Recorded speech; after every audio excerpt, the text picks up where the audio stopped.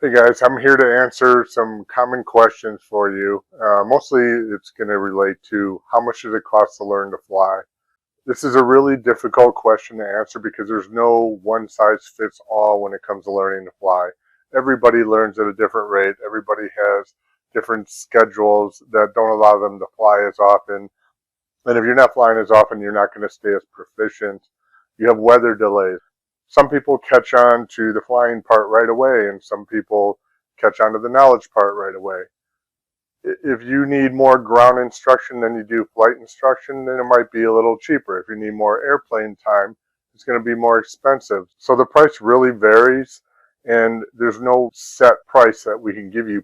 So an average, I would say, you're going to spend somewhere maybe $150 to $200 an hour or something for an airplane. Instructor time can vary from $55 to $100 an hour even. So if you're looking at an average between the high and the low for airplane time and instructor, you're probably looking somewhere in the neighborhood of $14,000-$15,000 by the time you're done getting your training done. That's not including your books. That's not including the examiner, headset. If you needed a headset, there's a written test you have to take and a ground school that you have to prep for.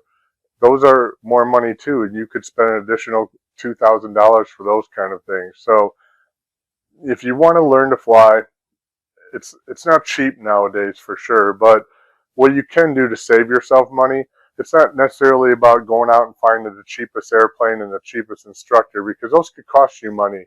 You might end up having to drive a lot farther away to find a cheap airplane, maybe a little two-seater that you're paying a lot less per hour for, but you got to drive an hour and a half to get there.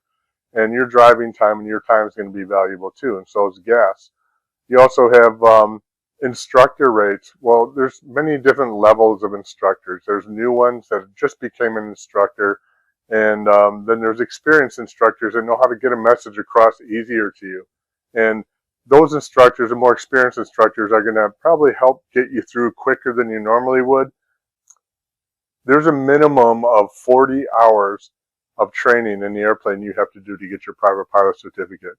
Minimum of 40 hours. And the national average is probably closer to 65 to 70 hours. So depending on how much you study, how much you commit, how many times per week you can fly, you can get that average down to closer to the 40 hours. I would say my students are somewhere probably averaging around anywhere from 45 to 55 hours by the time they're done with their training. I would say probably closer to 50 hours. That doesn't mean they're all that way. You know, some are higher, some don't study as much as they should. So an experienced instructor can help portray a message and help you learn things a little bit better than an inexperienced instructor. An inexperienced instructor, you might save some money, but it might take you longer. So you're really not saving much on that end of it. What I would say the best cost savings for you, other than driving really far away to try to find a cheaper airplane somewhere than your area is offering, a better way for you to save money would be to study harder, be prepared for each lesson. Fly at least 2 to 3 times per week. If you're trying to do this on weekends only, you're going to have a really hard time doing that. So you need to study as much as you possibly can. Try to be prepared for every lesson. Fly regularly, and understand that you're going to have weather delays and you're going to have things that are going to interfere with your training. So it's not always going to work out perfectly for you. So do the best you can to be prepared for each lesson. Take notes. Memorize things that you're having a hard time understanding. And don't necessarily try to do things on the cheaper end, because that's not necessarily going to make things better for you. Driving really far to another airport somewhere to try to save money on an airplane is going to save you a minimal amount of money. It's not really going to make that big of a difference. Not everyone's price is going to be the same.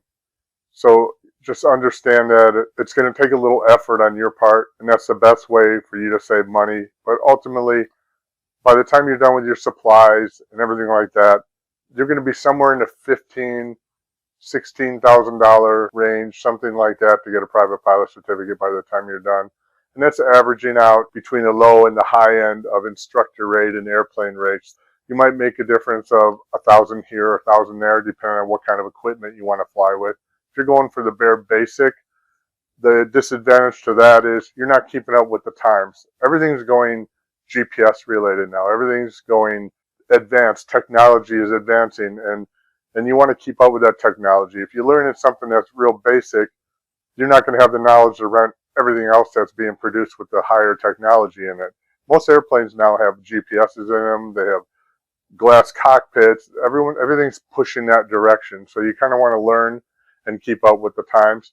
Some people think it's better to learn with the very basic instruments because you have better skill level that way. And I do agree with that. But we can simulate that same thing with the glass cockpit or technically advanced airplanes. We can cover up things and not let you use them until you've demonstrated your ability to develop situational awareness and things like that.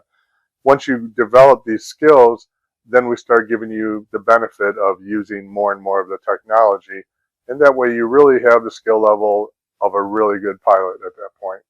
So anyway, I just thought I'd share this with you, and I hope it helps. This is Joe Stanley from Pilot Flight Training Courses at Lake in the Hills Airport and FlightInstructorJoe.com.